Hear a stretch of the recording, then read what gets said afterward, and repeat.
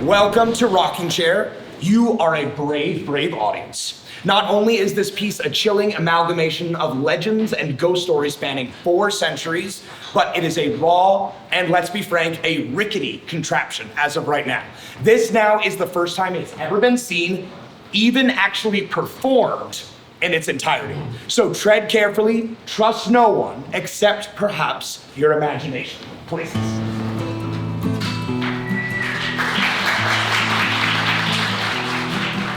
I think we were leaving a rehearsal for the workshop concert that we did a couple years back. And I was on the train with Kelly and Colby, and I had an idea, kind of make a pitch EP, essentially, as something that we could shop out and see if anybody was interested in what we were making. And then as part of Dreamtime, I said, why don't we make it a podcast?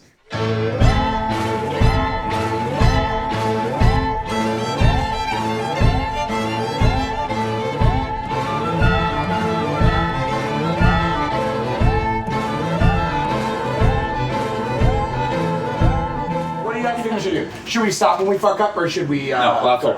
Plow through. We're plowing! As we stumble along.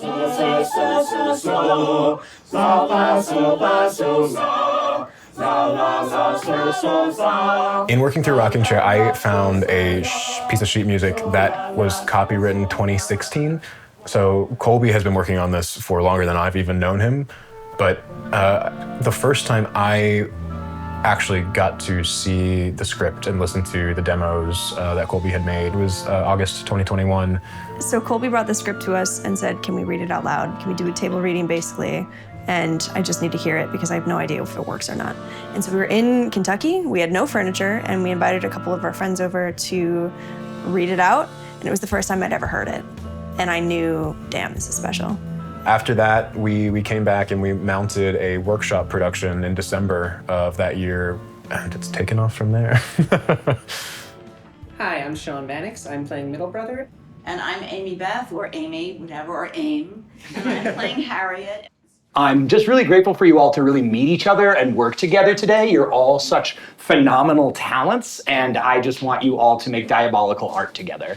So, the title is Rocking Chair or Settlement.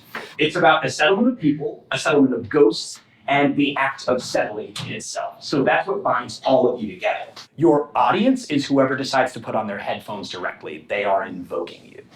So that's kind of in summation, kind of what I'm going for with this. But let's dive in, shall we? I have a terrible feeling about this. Not about this headphone.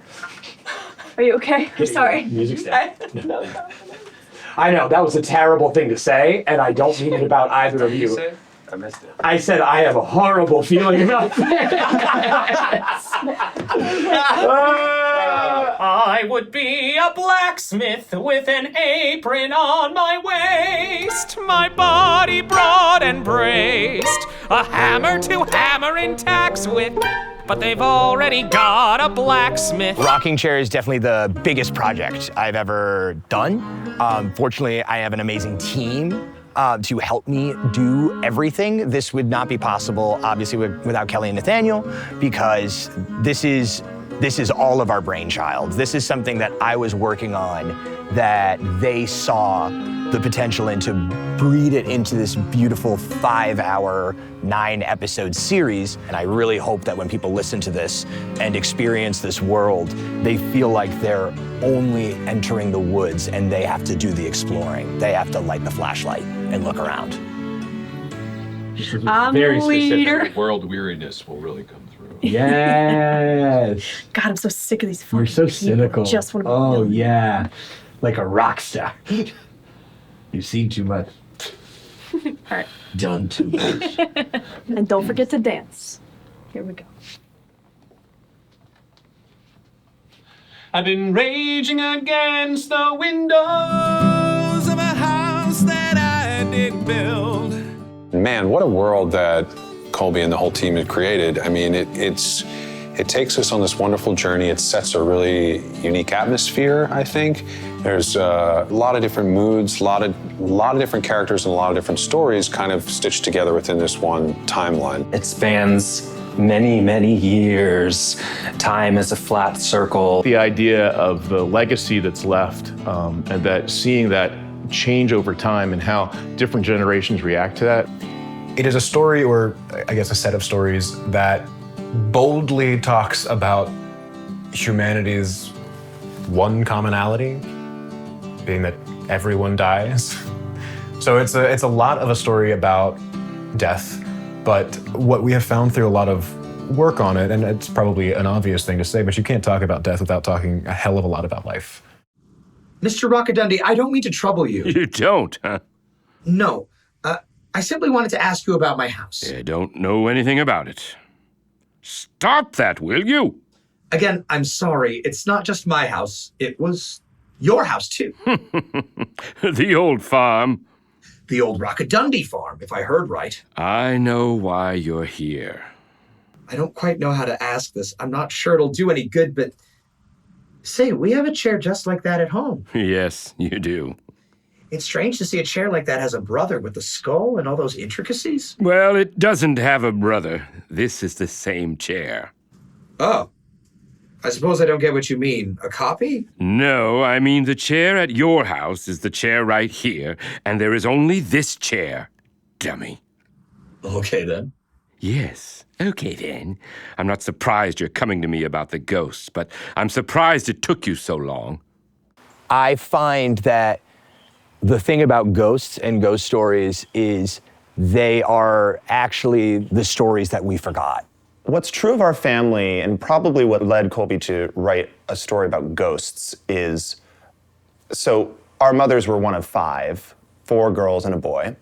The women were all witches, and they would tell us that constantly. And they would see things, feel things, intuit things. But I think the mystery and sort of legend around our family is what probably led Colby to write this, and I think embrace this sort of tone of ghosts and the bizarre and the occult to a certain extent.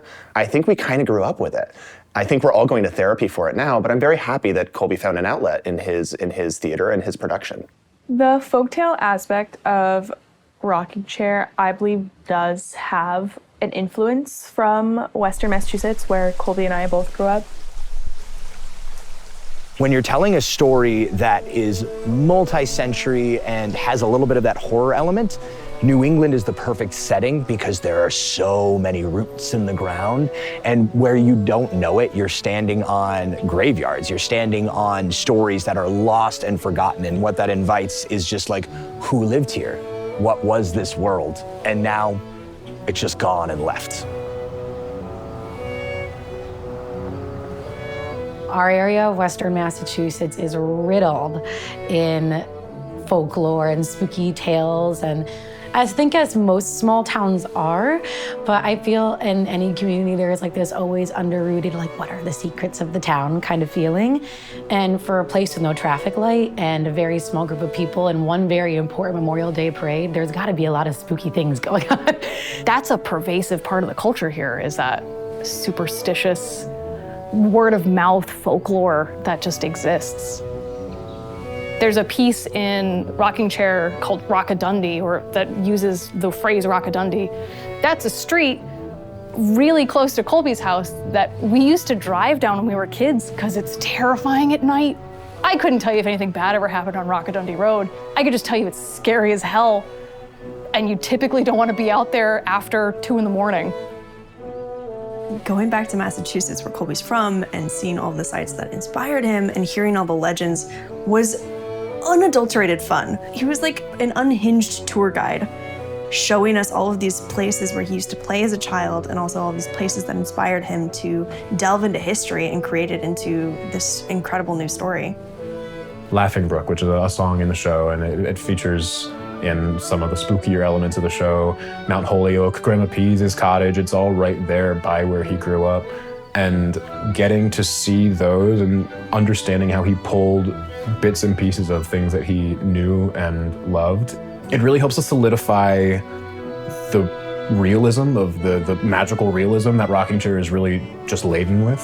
I look at it as a community story. I know it's a ghost story. I know it's a horror musical or a horror audio drama. But for me, it's a story about a community. And Colby wrote our community, and he used that because he loves relationship, he loves people, and he knows the spookiness of human nature.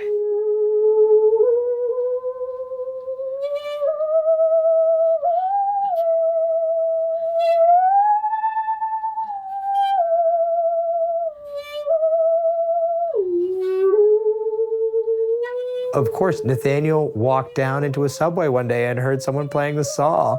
And then we worked together to get this woman who plays the saw into the studio. And yeah, that was a surprise. That was not on anyone's radar. You know, one time I was playing right there, and this guy came up from the platform, and he told me that when he heard the sound, he thought that he died, and he was in heaven hearing, like, I don't know why his heaven looked like a subway station, but he thought he was hearing angels singing, and so he followed the sound, and then he found me, and I was like, no, I assure you, you are alive.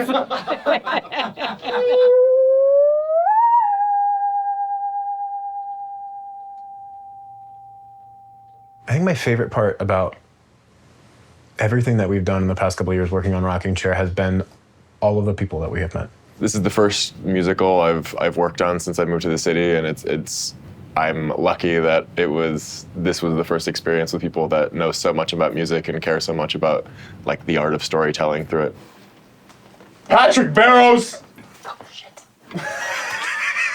Once more. You know you done it when Kelly says a shit so quietly. All right. You want me to stand back here? Oh, God. Taking years off my life. Carry on.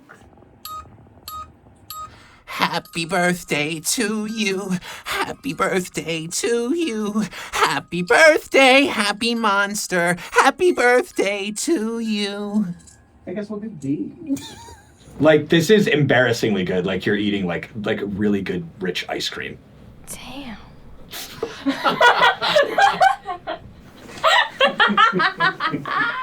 We can't use that. Damn. Damn.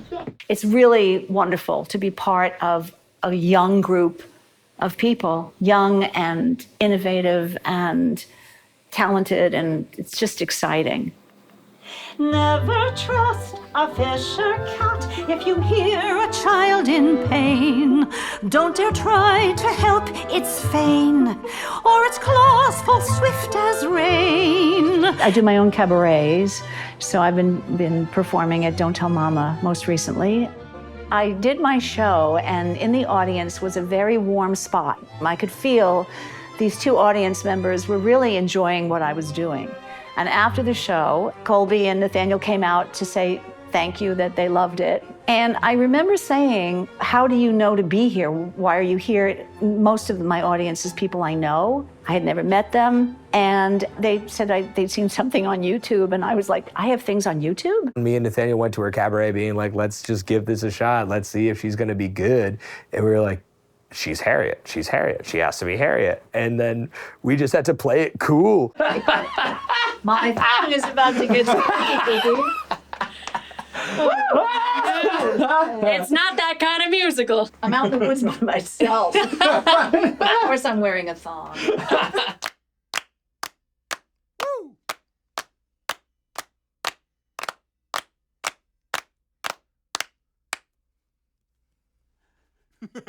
One more.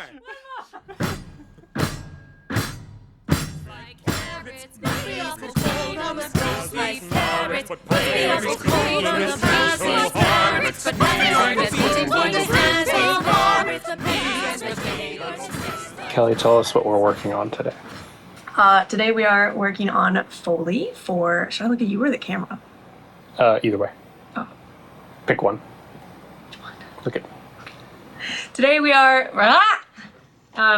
today we're recording Foley for Harvest Scene. So there's a pageant, and they clap with the pageant music, and then they bang on the table, making fun of half of the township. And that's what we've been doing. Colby's danced to the contra dance about 13 times with all the shoes. The irony being, I am no longer wearing shoes.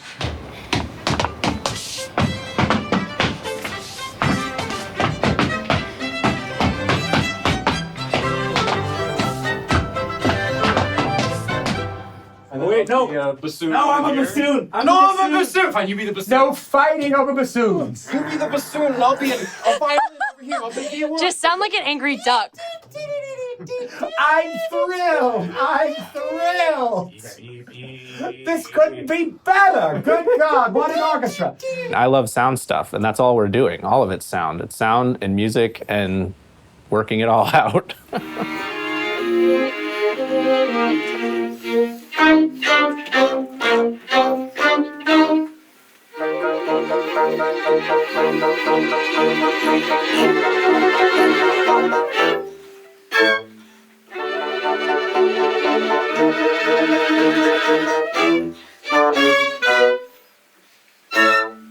We did something that, as far as I understand, has never been done in a Sonic Union studio before, and we shoved an acoustic 8-piece orchestra into the biggest mix room that we had, mic'd them all up, and we had them for 2 weekends, and managed to bang through 30-some musical numbers, fully orchestrated out with Colby and his baton conducting away. Everybody's right there in the room. Everyone's listening and has to be aware of the sound that's happening. It all gets captured. Everything Colby whispers under his breath gets captured. But you need a bit of control because we have nothing to hide behind. There's no visual to take your attention away from the fact that, you know, something might be a little wonky, that you're sitting there listening to it.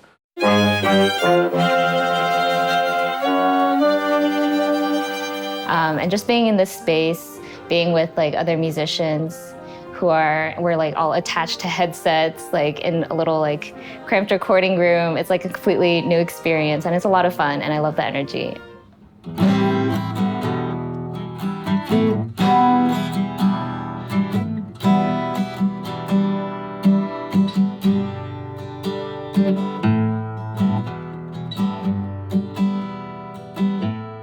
You know, the interesting thing is that when Nathaniel and I were brought onto Scantic River as a company,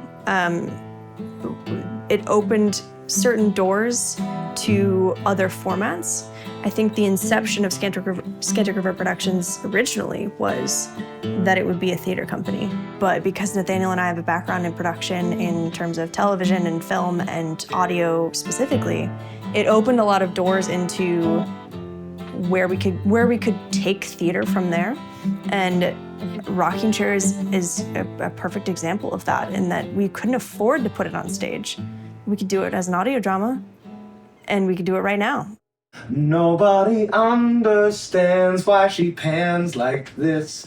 No one sees what she does behind the scenes, but if you did, guess what? You love her. Who doesn't listen to a podcast nowadays? And, you know, it'll be easy, I think, in terms of access to for people who can't come to the shows live and can kind of, you know, pop it in their ear and show their support that way versus, you know, being in person, having to travel and all of that. So I think it's a great creative approach into doing something a little bit different. Chapter 4, Back and Forth. Mm-hmm. Yeah. Can you do one more, but draw it out a little bit more? Chapter 4, Back and Forth. Chapter 4, Back and Forth. Working in this format, which is different than a lot of other formats that I work in as an actor, has just been a delight. It's a beautiful art form, and this is stepping a toe into that. I've been given this epic tale to tell, and I feel the weight and delight of that responsibility tremendously. This entire show lives within whoever is listening to it. So yes, they're getting sound cues, but they're not going to be able to see chemistry or see fear. We have to find every other way to bring that out.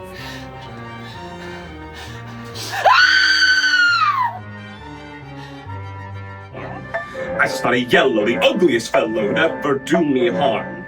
Vicious was he, but clumsy, you see, stumbling out on the mire. I fought for my life, I fought for my wife, then I pulled my trigger to fire! Liar! Fiddlesticks.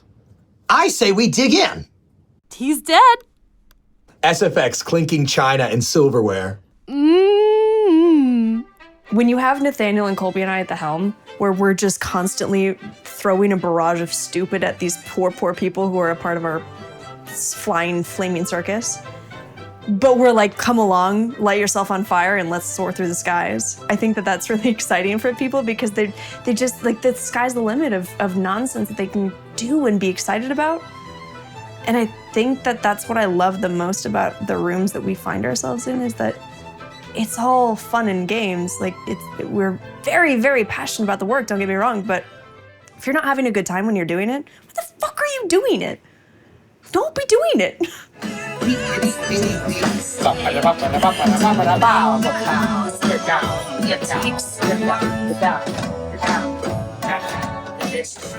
I just want to get a video for posterity. Please continue.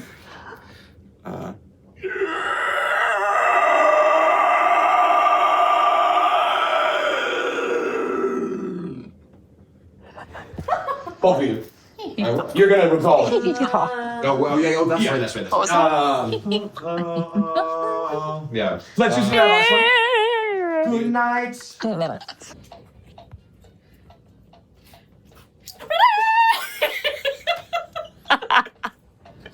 Dancing makes me dizzy and wine more woozy still. The world's getting a tizzy when they see their tongues quadrille. Ba-dum-da-dum-da-dum, ba-dum-da-dum-da-dum. Ladies kissing my tongue, all can be my bride. The fact that Scantic River is not an exclusive club is very important because it's never been about elitism. It's been about work and passion.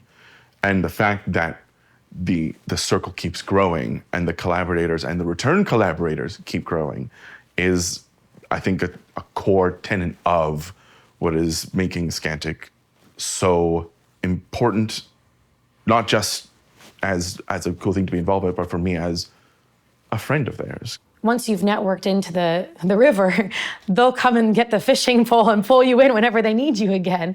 It's really cool to get to see people who are talented and passionate and with this eye towards growth of others existing in the way that it does currently. Scantic River is so representational of that.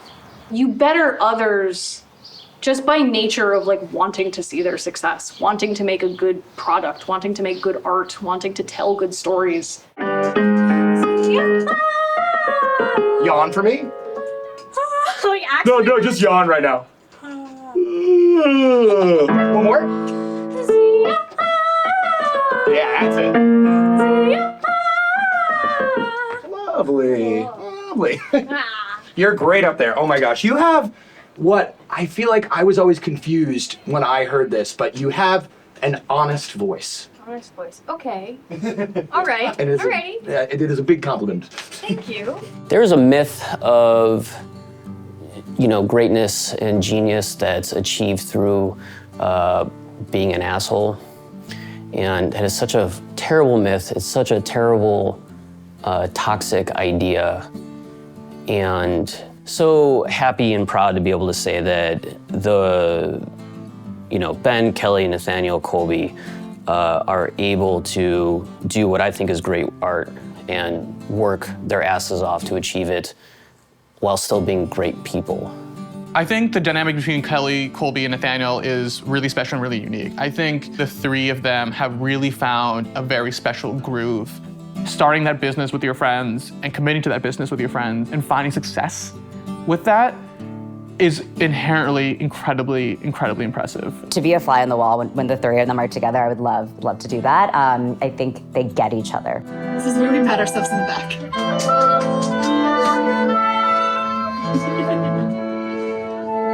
It is an amalgam of the three of us. I like to say Mickey Mouse with a goth edge is us.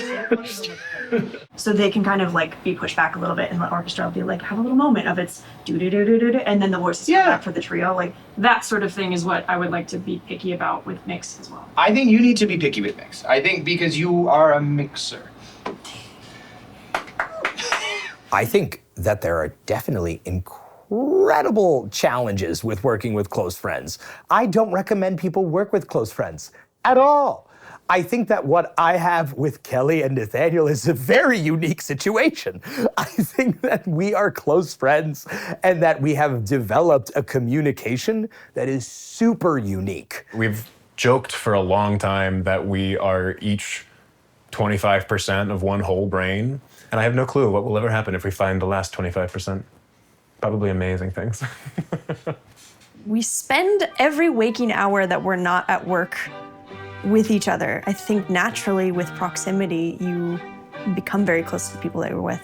And I have been very grateful to work a side job with my two best friends. We get to be business partners second and friends first. And it's hilarious and nuts. And I am aware with how silly it is. Very nice. I love it. If you're single and looking, you leave it like this, and if you have a girlfriend, you curl it. I haven't done that yet.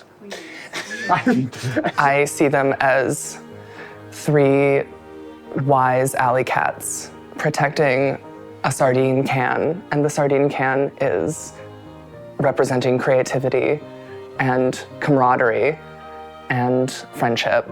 And I think that encapsulates their relationship pretty perfectly. Now that is not a good noise. Sorry,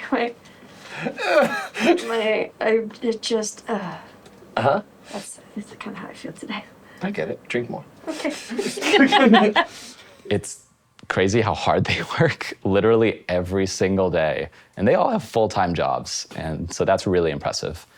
And just like the breadth of work, I think that they partake in is pretty impressive. From going like full horror to doing comedy to just straight up music. I mean, there's so many different things they do. I think Scantic River and what the group has been able to accomplish since its inception is really astonishing. It takes a lot of energy, time, effort, dedication, artistic ability, and doing all of that while not having that be their main focus all the time is equally impressive. Chapter 3. Hi!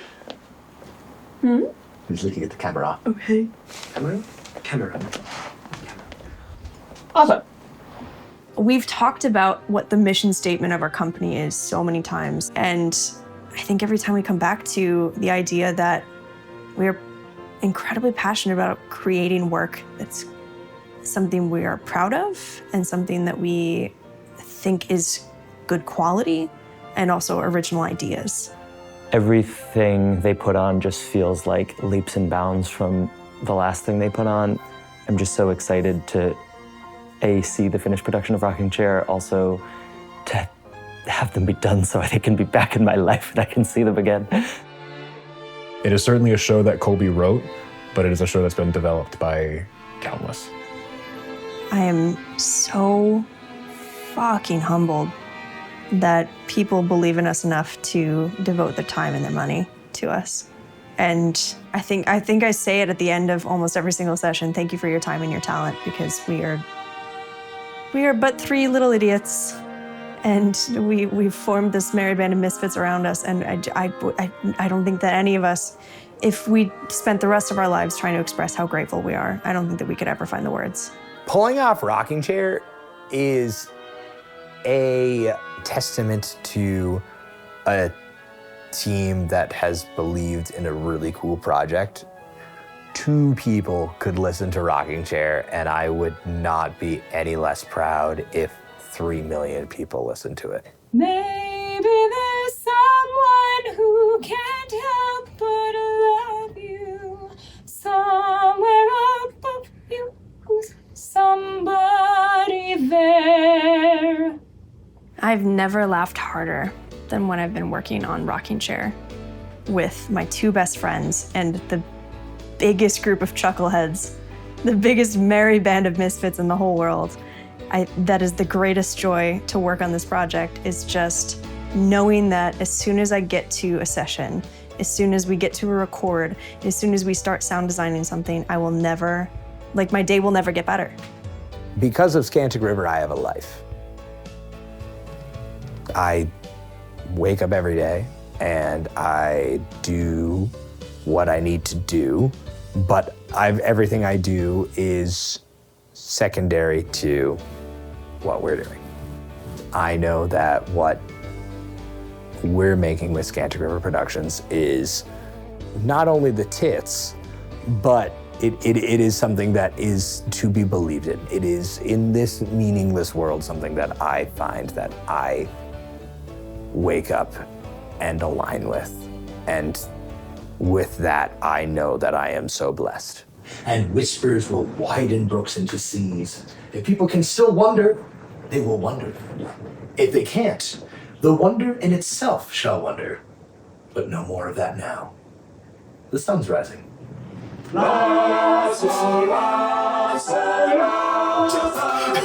gonna be dope.